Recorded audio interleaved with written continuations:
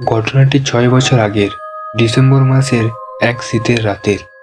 উত্তরবঙ্গের শীতের প্রকটতা এত বেশি যে তাপমাত্রা এর মধ্যে ১৫ ডিগ্রি সেলসিয়াসে নেমে গেছে। যাই হোক, এবার ঘটনায় আসি।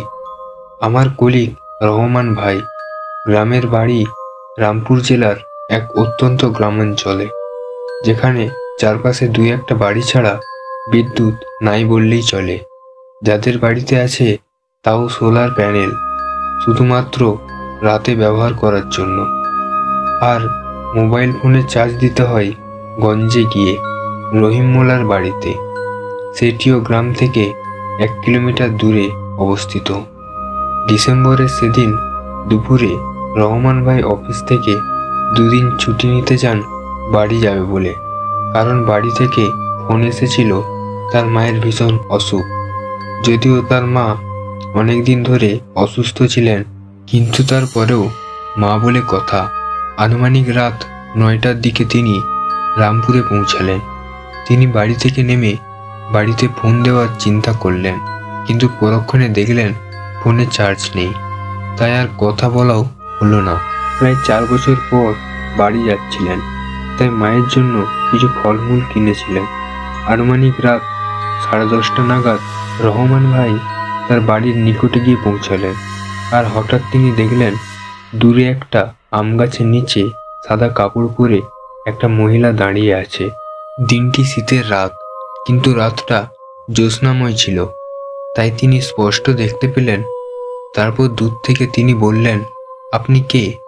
এত রাতে গাছের নিচে দাঁড়িয়ে কি করছেন? একটু পর মহিলা বলল, আগো রহমান, তুই এসছিস? আমি তো তোর জন্যই দাঁড়িয়ে আছি। বাবা, এত দেরি করলি কেন? রহমান ভাই দেখলেন মহিলাটি আর কেউ নন, উনি তার মা। তখন তিনি মাকে বললেন, মা, তুমি অসুস্থ শরীর নিয়ে গাছের নিচে কেন এসেছ? চলো বাড়ি চলো। বলতে বলতে মায়ের দিকে এগোতে লাগলেন। হঠাৎ রহমান ভাই যা দেখলেন জীবনে কখনো ভুলতে পারবে না। তিনি দেখলেন গাছের নিচে দাঁড়িয়ে থাকা তার মা চোখের নিমিষে অদৃশ্য হয়ে গেল। তখন তিনি কিছুটা ভয় পেয়ে গেলেন, আর দোয়া পড়তে পড়তে বাড়ির দিকে ছুটতে লাগলেন।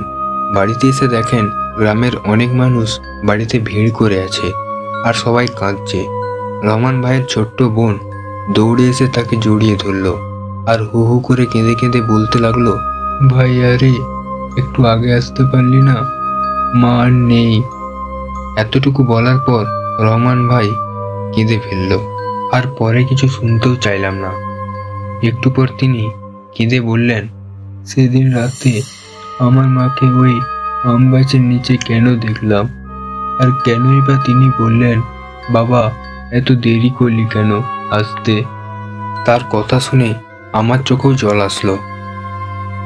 বন্ধুরা, ঘটনাটি দেখে আমরা কি জানতে পারি বা বুঝতে পারি অবশ্যই কমেন্ট করে জানাবেন।